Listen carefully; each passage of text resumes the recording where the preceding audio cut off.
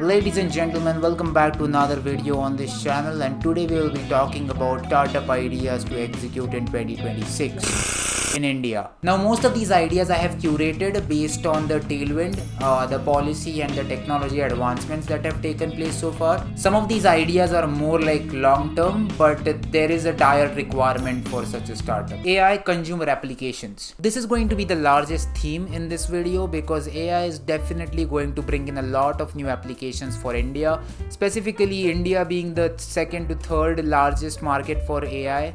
I think there are going to be so many applications specifically for consumers as well, and there are a lot of ideas that can be started on the application layer and you can get really good funding. There is a startup called Seco which is now a 300 crore valuation startup. AI marriage capability engine. This is something that I need.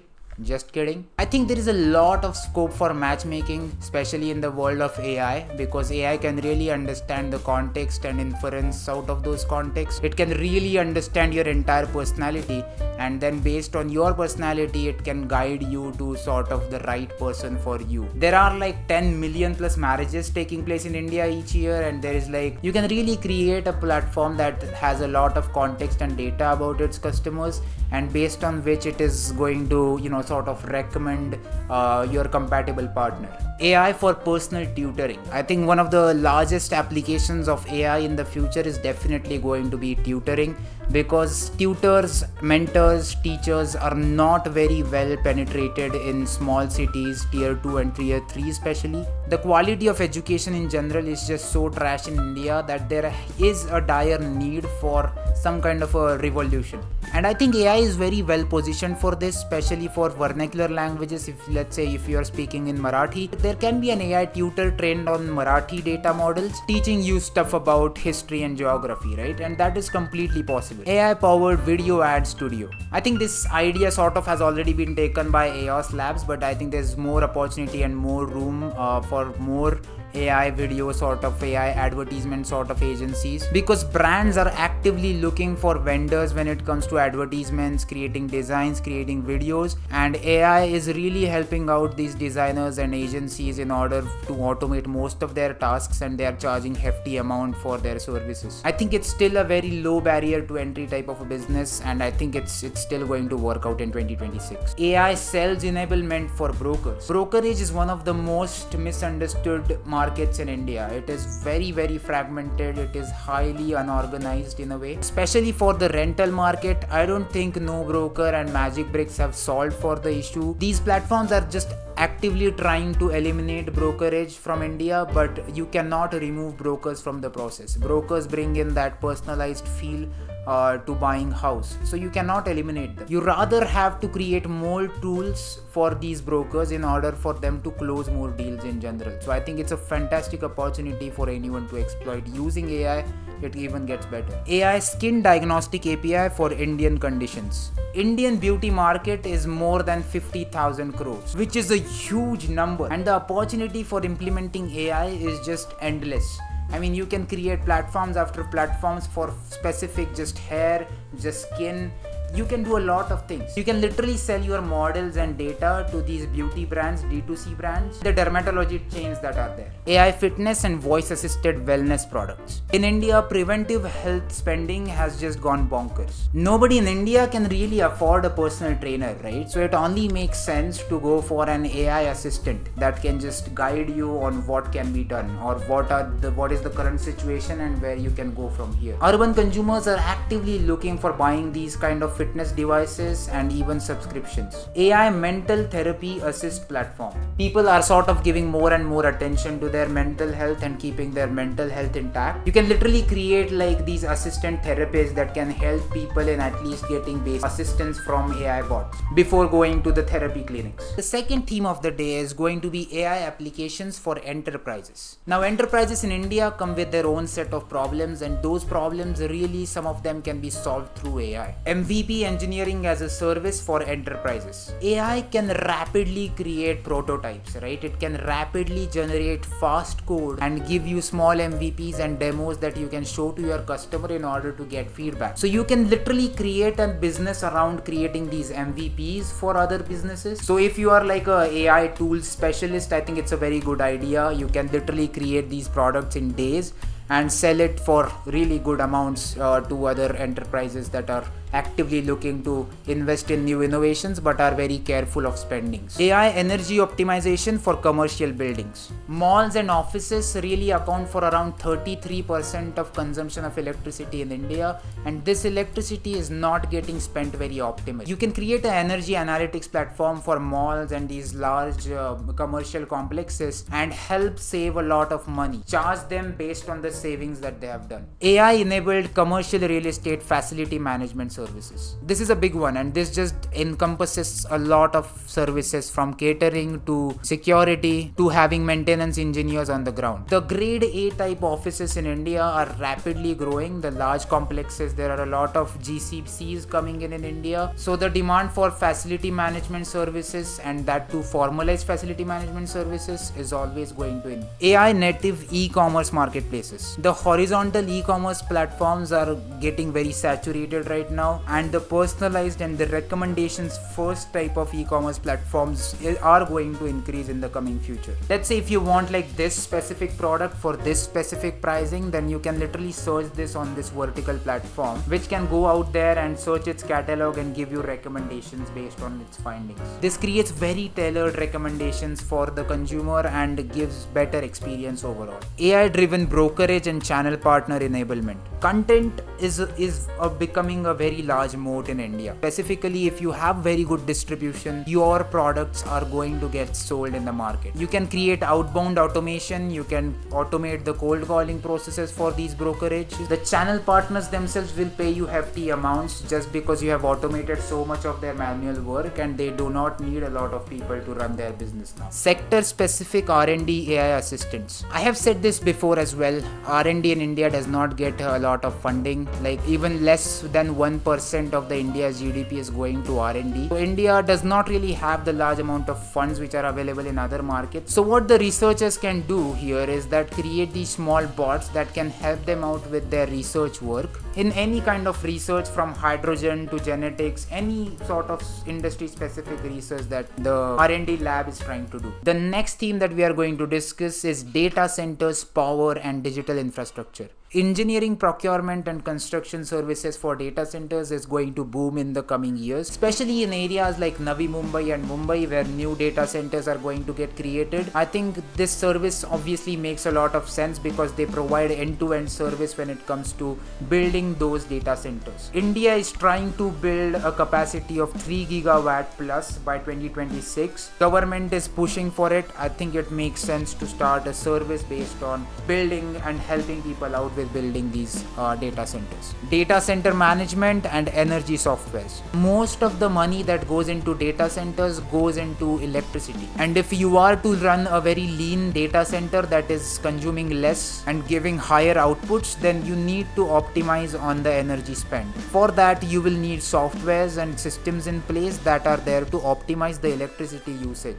for O&M and cooling specifically, and you can sell these softwares and DC management platforms to these DC operators. Power electronics and grid stability hardware. The load balancing hardware is saving around 4 lakh crore plus rupees for Indian discoms. That is a huge amount, and the demand for which is only going to grow as AI makes the analytics and the hardwares better. Energy storage infrastructure EPC. India is projected to require around 50 gigawatts of energy by 2030, and to satisfy this sort of huge requirement, we need more storage infrastructure being built in India. There are a large number of solar panels getting installed in India every year, and the requirement for distribution is also increasing because of EVs. High power EV charging infrastructure. Fast charging networks as EV adoption grows is going to increase 40% year on year. In China, they have already figured out the fast charging, and they are now charging their 60-100 mile EVs in like 15 to 20 minutes. You can sell to the EV infrastructure builders. You can also sell to OEMs, highways and fleets.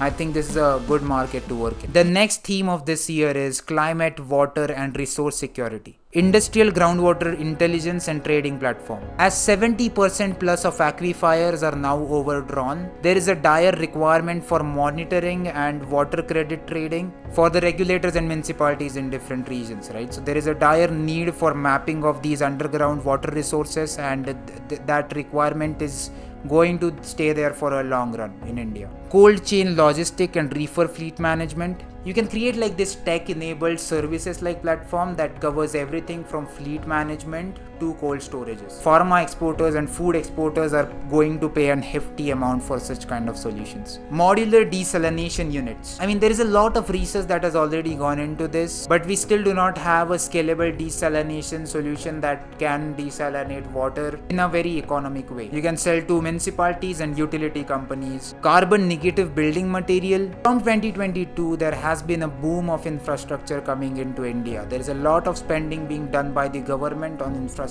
There is a dire need for some kind of R&D to create better cement. Not just better cement, but that has to be also sustainably better than the current alternatives. You can literally sell to these infrastructure developers and EPCs, and they can pay you a good amount for such kind of innovative solutions. Climate resilient crops and agri-biotech. Heat and drought is affecting a lot of farmland in India. Specifically, the variance has been so high when it comes to temperatures in most of the areas in India that the seeds need to be very resilient to all of these fluctuations. The next theme that we will be discussing is industrial manufacturing and supply chains. There are a lot of use cases of enzymes, specifically in the steel industry and the coating industry in India. If you want to become an exporter and a supplier to tier 1s in India, I think it's a good idea to go for such kind of a biodegradable solvents and enzymes type of a biotech business. The next one is biomaterials and sustainable packaging. Bagasse and biocomposites in India are utilizing for 100 million plus tons of agri-waste. This is a huge number of waste getting utilized for a good purpose. A lot of e-commerce players, a lot of consumer brands are trying to package their material inside of these bags, these bagasse and biodegradable bags, and there is also a huge demand for this in the EU marketplaces, so you can also export these in outside of India as well. Electronics and automotive contract manufacturing. PLI,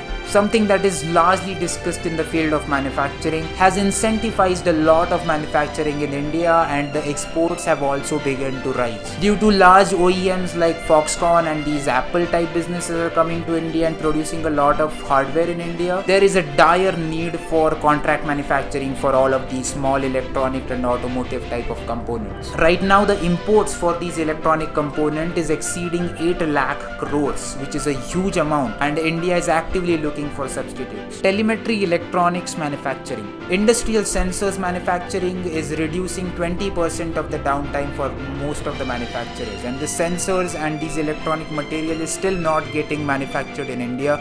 It has to be imported. Large manufacturing facilities, OEMs in automotive and medical devices industries are killing themselves to pay for these kind of sensors and get them made here in India. Medical imaging hardware, CT systems, MRI subsystems and X-ray machinery is largely getting imported from Europe and America right now, and Indian domestic players can actually replace more than 80% of this by manufacturing here in India. The next theme of today is definitely going to be mobility, logistics and civic infrastructure. Parking enablement tech for urban infrastructure. Parking is without a doubt one of the most hectic problems in the urban infrastructure. In India, a lot of traffic causes just because people are parking their cars on streets. There has to be some kind of software and hardware enabled technologies that can help consumers find the right parking spots for them to park their vehicles. You can sell this to municipalities, you can sell this to mall operators, you can also sell this to individual owners like you and I who can monetize their parking so that other people can come there whenever the parking is empty, they can come there and park their own vehicle and pay for it. Railway track centric predictive safety system. Most of the logistics in India today is taking place through trucks, whereas in a lot of other countries, trains are the primary logistics partner for any kind of cargo that is getting traveled internally. In India, it is interesting to see, right? Because the railways have the capability to go on higher speed, but the tracks don't support it. I mean, हमारे tracks इतने पुराने हैं, हमारे tracks इतने poorly maintained, they cannot handle higher speeds for trains. If you create a software and a hardware and a sensor enabled solution, some kind of a telemetry solution that can give timely update on the maintenance of these tracks in remote areas. So there is like this 68,000 kilometers plus track network in India. Nobody knows what is the condition of these tracks. You can sell to the Indian Railways and PSU vendors. Ports and logistics robotics. Now most of the ports in China, if you have seen this video somewhere, are highly automated using large automated cranes and robots. And in India, if you visit any port, most of the things are done very manually. In China, they have created these large cranes, but those are operated remotely by a manual person. So the automated machines are essentially just guiding that person on, what he can do in order to optimize the spaces in the cargo essentially. And these systems don't exist in India. I think if somebody can solve for this, I think has a lot of business and practical opportunity to sell to the Indian ports and the terminal operators. I don't know why this idea has come under this section, but apparel retail tech, a wildcard entry indeed. A lot of AR and VR applications are there whenever it comes to apparel and fast fashion. You do not have such sort of experiences in India where you can actually go to a shopping center or a shopping mall and can try on different apparels and how they look and what fashion you can do right with them. So you can create these models, these AI models on top of these VR and AR platforms who can actually suggest you on what apparel you should actually go for. A huge opportunity. I think you can sell this to any apparel brand and large retailers that are there in India like Reliance and Max and stuff like that. Underground urban infrastructure mapping utilities to prevent repeated digging damages, I think is one of the largest problems. You all have already seen this. Like at least once in like 15 days you see a road getting dug up and वो नीचे जाके कुछ leakage वगैरह के problem solve कर रहे रहते हैं. I think those utilities and these drainages also can be managed very well if all of them are mapped and monitored properly. You can again sell this to the government or the infrastructure contractors. Robotics for hazardous and civic operations. Now robotics is, I feel like, something that is not going to come to India in 2026 particularly, but there is a dire need for such robotic applications, at least in the hazardous areas like the mining sites. The next theme of today is going to be community, brand and consumers. Healthy food eateries and preventive nutrition brands. Food concepts targeting metabolic health amid 5 lakh crore of healthcare spend in India makes absolutely a lot of sense. People are getting more conscious about their health and what they eat on a day-to-day basis. So a brand that is based on selling healthy food, I think still has a lot of room to grow in India. Marathon clubs and cultural event communities. People nowadays are spending their weekends mostly trying to get into some kind of a community, right? Whether it might be live events, it can be small community gatherings like going on marathons, going on trekking and stuff like that. And people are actively looking to join these communities in order to interact with random strangers and, form experiences with them. Anything that is related to community building and, having some sort of social traction is, I think, a very good idea to build on, especially if you have a good distribution of content. Branding commodity. The best example of this is going to be Atomberg. What they did is they introduced BLDC fans in India. If you ask me, it was an incremental innovation. It wasn't something completely groundbreaking. But what was groundbreaking is how they marketed and positioned themselves as a premium sort of high-tech brand that creates fans. And a consumer brand can be started based on anything, right? You can start selling these refrigerators that are cool and look very fancy and create a narrative and brand around it and sell it to a lot of people. So there is like a large mass premium families market in India, and there are still a lot of commodities remaining, right? Like grinders, refrigerators, microwaves, mixers. You can literally add branding to each and everything. The next theme of the day is aerospace, defense and frontier tech. 2026 can't be a better time to start such a business because India is actively looking for alternatives for most of its defense spending right now. The indigenization of aerospace and defense technologies has been on priority list for India for some time, and it is only going to increase in the future. Import substitutions for sensors, radio frequencies and telemetry only going to increase. Excellent excellent business to make. Payload testing for the India's large growing launch ecosystem. Excellent idea. There are many space startups and ISRO vendors that are actively working on this, and you can work with them in order to build satellites for them. Aerospace coating and validation testing, certified testing infrastructure and domestic suppliers for coating for aerospace grade equipment. I think it is a large business to make. High temperature ceramics and thermal shields, manufacturing advanced material for hypersonic and space, I think is a good market to work in. AI native satellite data processing chips. The data that the satellites are tracking are continuously increasing, and handling all of this data using AI is going to be one of the largest applications. You can create AI native chips for these kind of satellites. It is again a perfect market if you want to work in aerospace and AI.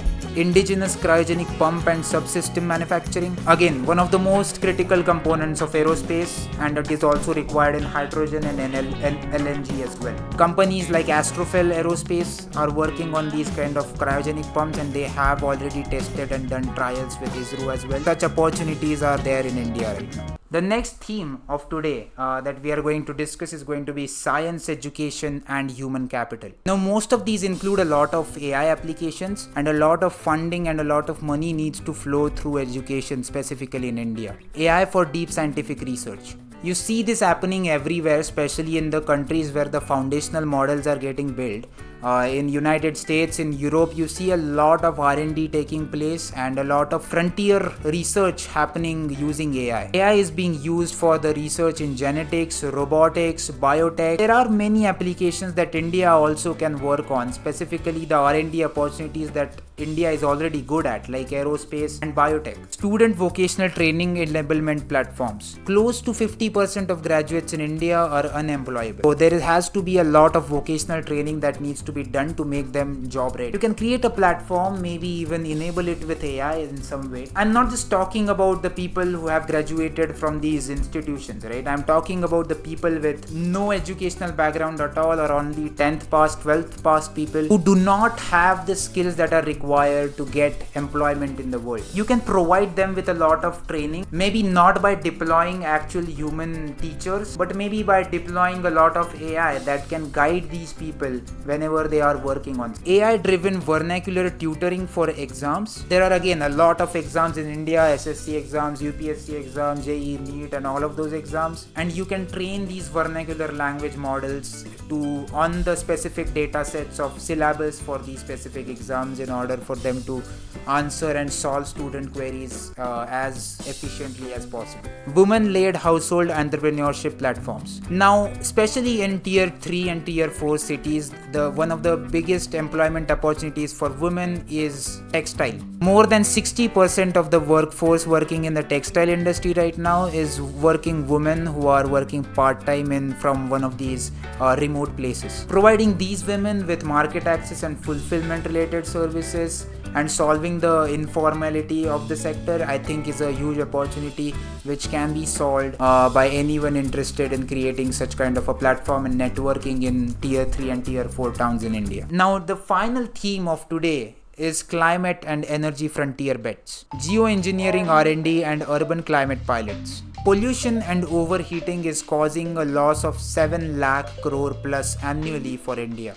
and it is an absolute requirement for us to work on geoengineering and running pilots in order to understand how these concepts work. You can sell these solutions and run these pilots with government and research agencies that are government funded. Air purifiers, component and OEM manufacturing. I feel like air purifiers is one of those products which have been on hype for a while but never really got commercialized in India, and I think the primary reason being, there is no proper efficient way to solve this problem. The carbon capture technologies that we have right now are not good enough. The constraints are very high and there are no proper metrics to measure how much efficiently the instrument is working. So there has to be a lot of R&D, but I feel like an attempt to create commercialized air purifiers is a worth attempt to make, considering today's situation of Delhi and NCR It's getting worse and worse day by day. The smog is literally thickening. It looks like hell right now in Delhi,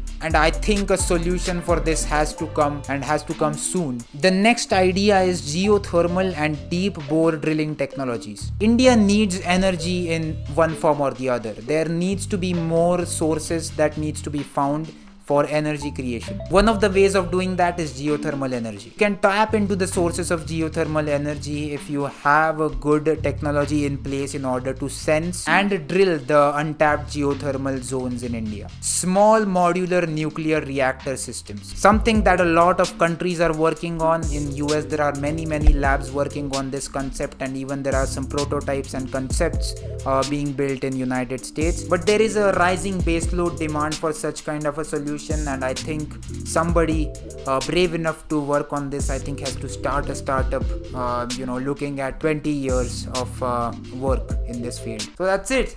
Those were the 50 ideas. There is a huge tailwind for most of these ideas here in India, and I have tailored these ideas in order for us to discuss on these ideas. So let me know your thoughts on some of these. Hear about your inputs on this. Maybe I have missed a couple of themes. Maybe I've missed a couple of startup ideas. Let me know if you have any of such unique startup ideas in your mind, and I will definitely try to make another video of another 50 ideas. But I thought this video was super interesting to make, and yeah, I hope you guys enjoyed this one as well, and I'll see you guys in the next one.